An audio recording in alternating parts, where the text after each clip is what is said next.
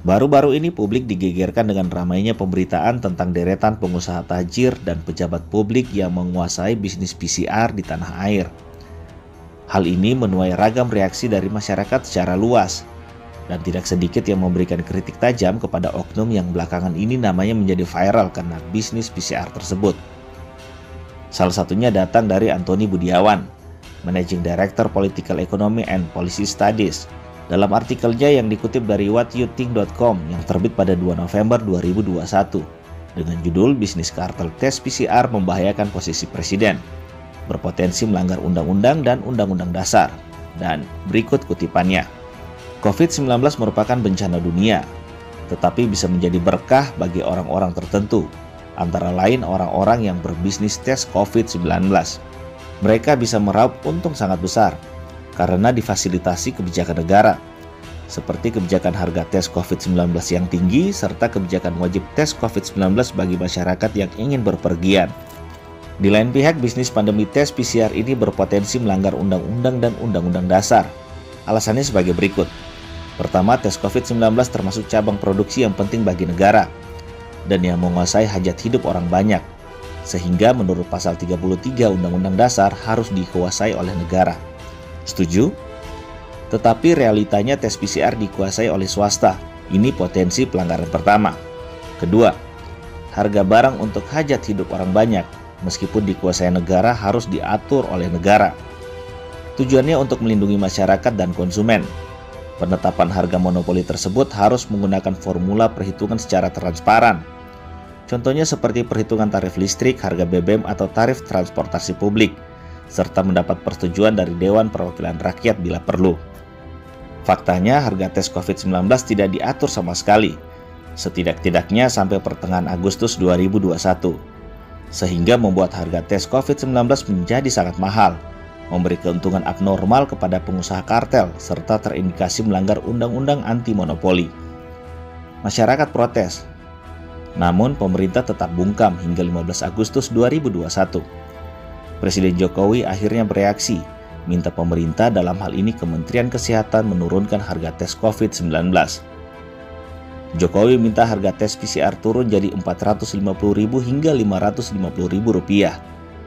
Begitu judul berita bisnis.com pada 15 Agustus 2021. Pertanyaannya, mengapa harus Presiden Jokowi yang minta harga tes PCR turun?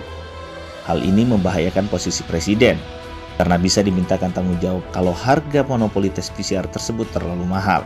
Presiden bisa dituduh menguntungkan para kartel pengusaha.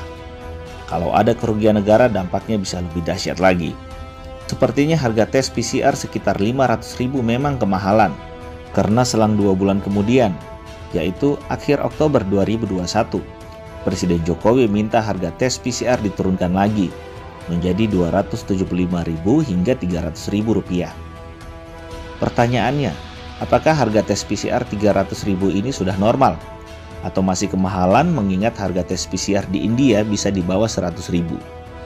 Lagi-lagi Presiden dalam posisi tidak menguntungkan.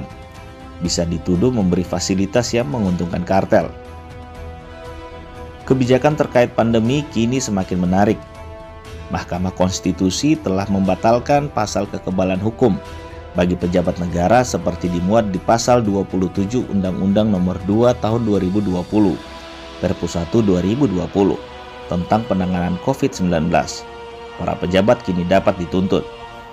Mahkamah Konstitusi mengubah bunyi pasal 27 ayat 1 menjadi biaya yang telah dikeluarkan pemerintah dan atau lembaga anggota KSSK dalam rangka pelaksanaan kebijakan pendapatan negara, termaksud kebijakan di bidang perpajakan, kebijakan belanja negara termasuk kebijakan di bidang keuangan daerah, kebijakan pembiayaan, kebijakan stabilitas sistem keuangan, dan program pemulihan ekonomi nasional merupakan bagian dari biaya ekonomi untuk penyelamatan perekonomian dari krisis dan bukan merupakan kerugian negara sepanjang dilakukan dengan ikhtikat baik dan sesuai dengan peraturan perundang-undangan. Artinya kalau merugikan negara dan dilakukan dengan ikhtikat tidak baik, maka pejabat tersebut bisa dituntut dan dihukum. Sedangkan harga tes PCR yang tinggi pasti merugikan masyarakat luas. Apakah juga merugikan negara? Sangat mungkin. Hal ini harus diselidiki lebih serius. berapa biaya tes COVID-19 yang sudah dikeluarkan negara? Berapa biaya seharusnya? Apakah dengan demikian ada kerugian negara? Selanjutnya, apakah membiarkan harga tes PCR bertahan sangat tinggi termasuk etikat tidak baik? Apakah menentukan harga tes PCR menjadi Rp500.000 atau bahkan Rp300.000 termasuk etikat tidak baik? Apakah membiarkan cabang produksi yang penting bagi negara dan menguasai hajat hidup orang banyak dikuasai swasta termasuk etikat tidak baik? Menurut YourWorldInData.org, jumlah tes COVID-19 di Indonesia hingga pertengahan Agustus 2021 sekitar 14 juta tes. Kalau setiap tes harganya Rp100.000 terlalu mahal, maka masyarakat dan negara dirugikan 1,4 triliun. Kalau kemahalan Rp500.000 per tes, maka keuntungan abnormal yang diraup para kartel pengusaha sebesar 7 triliun. Jadi berapa sebenarnya keuntungan para kartel tersebut? Berapa kerugian negara? Kepada DPR, kepolisian, kejaksaan, dan KPK, rakyat mengucapkan selamat bekerja. Semoga amanah. Dari Jakarta, kontributor Indosatu News melaporkan.